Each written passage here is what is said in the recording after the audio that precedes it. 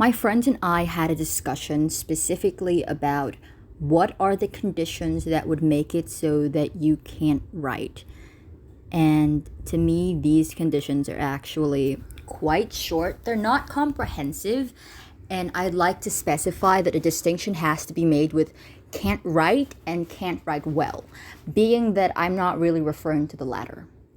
So I'm not going to say you can't write if you use AI as a crutch, for example, because that means you can still write.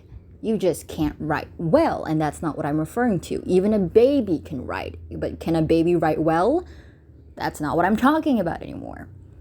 So if X is the condition, then Y is the result. That is why you can't write. And so this list is just about 1, 2, 3, 4, 5, 6, 7, 8, 9, 10, 11, 12, 13, 14, 15. There's only 15 of these. If you hear chickens in the background, that's proof that I'm a real person and there's just chickens nearby. So there are two can'ts that are immediately condition that means you can't write. If you can't read, and I mean this as a total or functional illiteracy, if you physically cannot read at all, that means you're just blind or something, or you can't verbally understand language, or you're just functionally illiterate. You can't really understand even if your eyes can physically read. That's if you can't read, then you can't write. If you can't write. So this one is a bit of a funny one. When I say you can't write, I'm very specifically referring to your abilities or your capabilities are inhibited. But if Helen Keller, blind, deaf, mute, was able to write in some capacity, what excuse do you have? If you can't write, then you can't write. Next, if you don't read. This is a very specific one. This is different from if you can't read. If you can't read means you just physically can't. If you don't read, that means you physically can, you just choose not to. This is something I observe in both myself and in other writers. Specifically, some writers would ask, how do I get good if I don't want to read? And I'm just going to say, well, I'm not saying you have to read, but I am saying that you have to learn about your craft through other mediums. You need to learn either from watching or reading or listening. And if you refuse to do that, if you choose to not learn about your craft, then you just can't write. Or the latter position from earlier, you can't write well because you don't want to learn from anyone else. That's not a good defensible position. If you only write under specific circumstances, this is very me. This is something I observe in me. Sometimes I only write when my brain is not tired, when my music is playing, and I am on a computer. Otherwise, I just refuse not to write. This is a bad system because then you're gonna always need these conditions and it's just a bad practice. As much as possible, if you can, try to write even in the most absurd of positions. I write on my phone, on my laptop, on my paper, and I also did do this. Next, if you only write when inspired.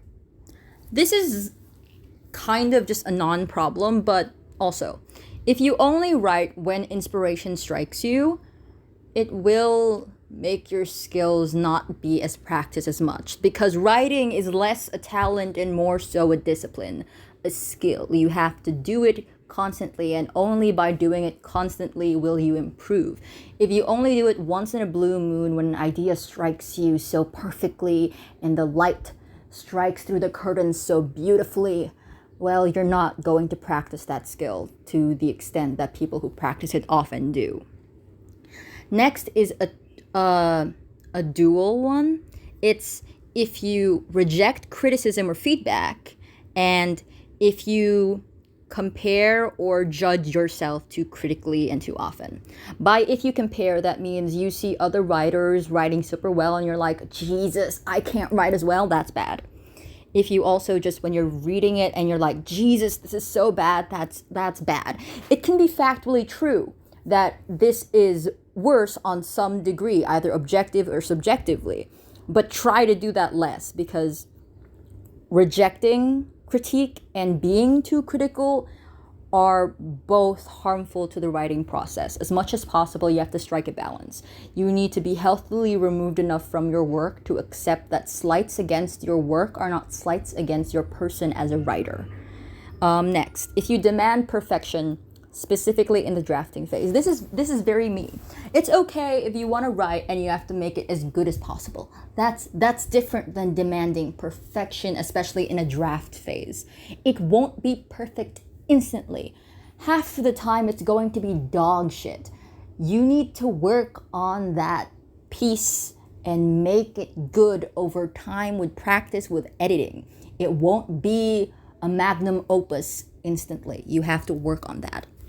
Next is if you are inconsistent, which is to say, it's okay to have some inconsistency, like writing sometimes, writing more sometimes, writing less sometimes.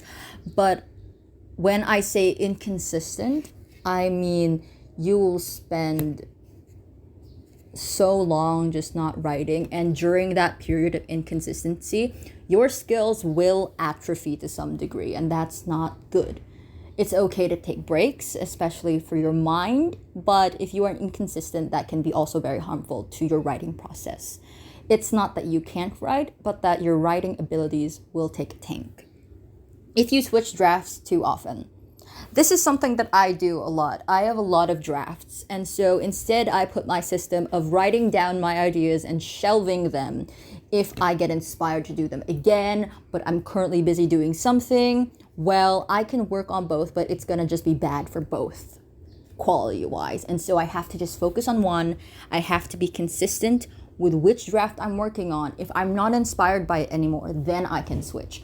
But that switch shouldn't be so fickle.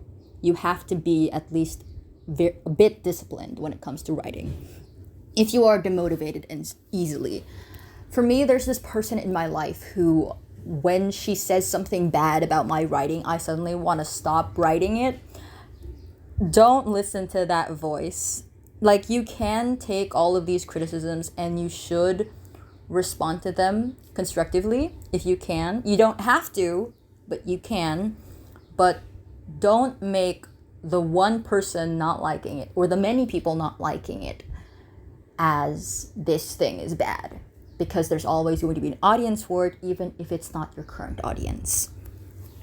If you prepare to write more than you actually write, this is something I just observe in a lot of other writers. I see them, I won't say writing. I see them making a lot of Pinterest boards and a lot of Spotify playlists, and that's good and all for the motivation, but it's not writing. And so if you focus too much on that instead of going to the nitty and gritty of the writing process, you may not actually do anything. That's not progress. That's an illusion of it. If you emulate a writer's style more than exploring your own, this is less a can't write and more can't write authentically, which I can't really judge that, since who's to say other than yourself, or not writing well. I see some authors purposefully trying to emulate this style of Donna Tartt, for example. And Donna Tartt writes well, but it's kind of obvious that Donna Tartt's way of writing is authentic to her. It doesn't seem performative. And so, yes, you can want to write like XYZ author, but you also have your own narrative and writing voice, and you should be looking for that and exploring that if you want to write as you. And my final point is, if you are too focused on your perception than your actual writing. And this is a point that was brought up to me by one of my friends, one of my close friends, and she specifically said that some authors, they don't really show you a work to ask for feedback. They're showing you their work so that you compliment them and say something good about them. They're not really looking to improve. They want to be told that, wow, this is great. Wow, this is good. And so that's just a mindset that doesn't really lend to improvement of writing. And so it's not bad, but it's not good. And it doesn't mean that you can't write. It means that you can't write well, because you're not focused on improving your writing. You're focused on your writing instead portraying a good image of you. It's almost pretentious. It's related to pretension. And these are the 15s. If X, then Y. And these are the not comprehensive version of why you may or may not be able to write.